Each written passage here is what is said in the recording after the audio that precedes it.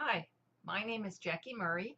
I'm with Ask a Tech Teacher, and I'm your guide through these 32 lessons in the Structured Learning Technology curriculum. We're in second grade right now, and this is lesson 10.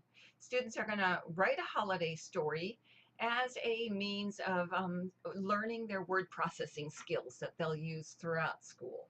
So we're going to write a holiday story. Use all the basics that they have learned in the past and they're learning now in whatever your word processing tool is.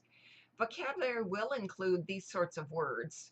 You want to make sure you use these clip art and borders and font and format rather than whatever words you might have used in the past, because it's important for students as they're now into word processing, not pre-word processing, to understand what that means. So these are some of the issues students will have, so make sure you cover them. They're a lot, they might have even had them in your end of year testing. How do I move down the line? I can't get the picture in with what I'm writing. Different, they're fairly basic and they seem almost intuitive, but they aren't when students haven't done them. So make sure you cover these sorts with them. Okay, essential question and big idea won't surprise you. Preparation, make sure you know how your grade level team teaches writing. If you do a big idea, essential, ending, mighty, middle, that sort of thing, you want to make sure that that's the terms you use as you're talking about this story that students are writing. And they may bring a story with them. And in that case, you want to talk about how much easier or harder it is to write their story from this copy rather than writing it right out of their head. Discuss the difference in those activities. They are very different. It's for most people, it's harder to compose at the keyboard than it is just to type from copy. So just make that point with them if they're bringing their own copies, and that's it.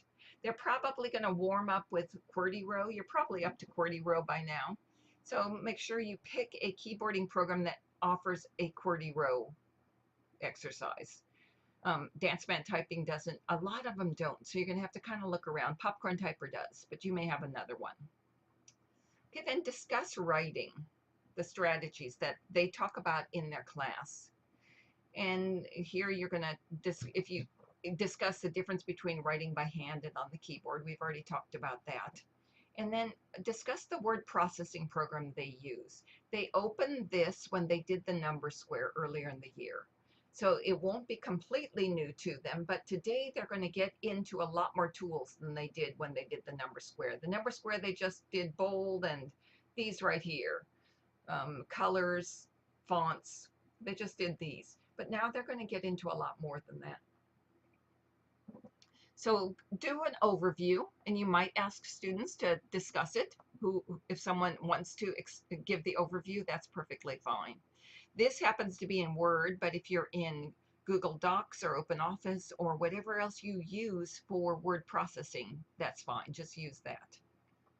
Review projects that students have done in the past. In kindergarten, in first grade, they did word processing by writing with an ABC tool on a canvas and then adding pictures or drawings. And that is word processing, but now we're moving into a more mature, more sophisticated word processing program where the primary focus is the writing.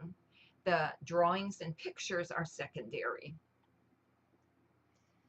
So discuss how word processing compares to other tools that they've used, like the drawing program. And like I just said, word processing focuses on text, drawing focuses on art.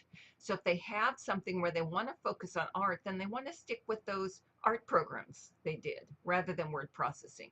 What you want to do here is give them a point of reference for making decisions. So depending upon their task, they'll be able to say, well, I want to do more art or I want to write more, and that'll help them pick the tool that they want to use.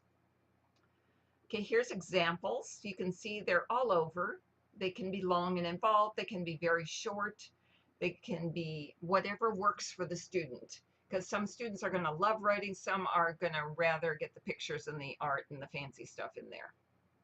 Remind them every time they sit down, especially with word processing, anything that requires an amount of typing, the right way to do it. Just go over that quickly so they set themselves up. You can even have neighbors look at each other, make sure they're right.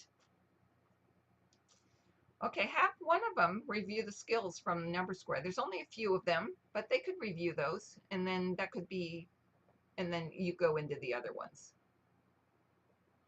Okay, so review the basics of editing, formatting. How do you, they're going to write first, so just review the couple basics. That sentences start with a capital, end with a period, space between, one space bar. A lot of students will try to put more.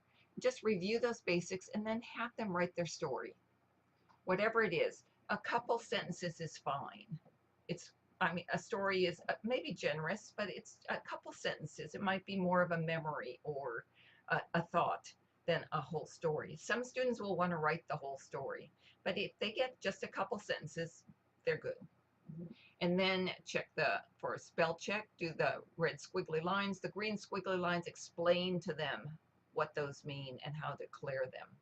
Have a neighbor look at it, and then you're going to format it. Here's a list of the things they can add. Change fonts, add a title, add borders, add graphics, whatever you have time for. You usually think 3 to 5 of each, not a border obviously, but 3 to 5 font changes, 3 to 5 colors, but it depends upon how much time you have. And when it's all done, it has to fit on one page. So this is a really good time for students to check and see that, do a print preview and look, does it all fit on one page? If it doesn't, they have to go back in here and make their graphics smaller, their fonts smaller, whatever. You give them options and they'll figure it out also. And before they print, before they save, before they take a screenshot, if you're going to do it that way. Okay, an important point you want them to be thinking about is, what digital tools did they use today? So they don't think of computers as a digital tool sometimes. So ask them, what digital tool did you use, and see what they say. Well, they used the software, they used a printer, but there's more than that. And what else could be used? So there are more options there. So just have that quick discussion with them. Their exit ticket is turning the rubric in, which is here. They can fill this out in their student workbook. They have a copy here. So they'll just fill this in. They can either, this really just requires check marks. So they can do that with the fill and sign or whatever your tool has for check marks. But they'll have to use text to put their name up here, or hand drawn and scribble it and teacher's name, and then take a screenshot of it and save it or send it to you, whatever works. So it's right there in their book. They don't have to look any further than that. You have a copy here too. So if for some reason you think it works better for you to print this out or share this out, send a copy of this, a separate copy to each student. Maybe you don't have workbooks, and that's perfectly fine. Take a screenshot of this and send a copy to each student and have them annotated as a PDF. Okay, that's it. All right, guys. Let me know if you have questions on the discussion board. I look forward to hearing from you guys, and have a great week. Bye.